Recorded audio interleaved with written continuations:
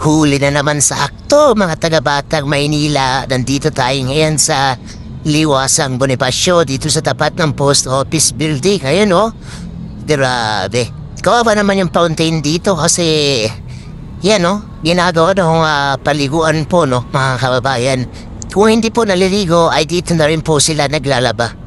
Wala namang masama kasi lahat ng tao kailangan at may karapatan tayo na maligo. Pero wag naman sana yung dito na yung mga ganitong klase ng pasyalan nasasalaula, di ba? Wala tayo, no choice din naman po sila. Tayo kasi nga wala din silang tirahan. Pero syempre, nung kay Yorme yan, itong mga katulad po nila na nandito, mga palaboy-laboy po, nilalagay po sa ayos, nilalagay ng tirahan, pinibigyan ng, nilalagay sa magandang tirahan na kung saan mayroong paliguan, may makakain sila. Kaso nga lang iba, ayaw mo talaga, no? Ayaw din talagang manatili sa mga ganyan. Mas gusto pa talaga nila dito sa lansangan, kung saan dito nila dudugitin naman yung paligid. Ano po? So pangit yun. Matagal na nangyari yan dito sa Maynila, kaya sobrang naging pangit ang Maynila. Dahil ni isang mayor na tumayo or nanungkulan dito sa Maynila, walang ginawa, hinayaan lang yung mga yan. Although, meron talagang may kalayaan naman ang bawat isa, ang bawat Pilipino. Pero hindi sa lahat ng pagkakataon or habang buhay yan mangyayari dahil kapag kaya na ay tuloy-tuloy na nangyayari, yan nga mangyayari. Katulad ng Maynila, unti-unting nadudugyot, buti na lang talaga at tumating ang isang Mayor Isko. At kahit paano, naging maaliwalas, naging maayos ang Pilipinas. Nagkaroon ulit ng kumpiyansa ang mga, lalong-lalo na, yung mga ibang lahi na bumibisita rito, no? Na mag-tour or bumisita sila dito sa Maynila.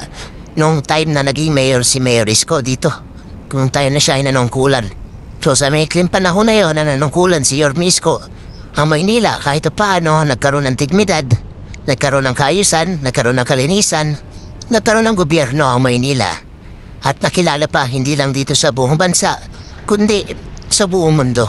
Iba't ibang bansa, iba't ibang mga bansa ang nagkaroon ng courtesy call kay Mayor Isko.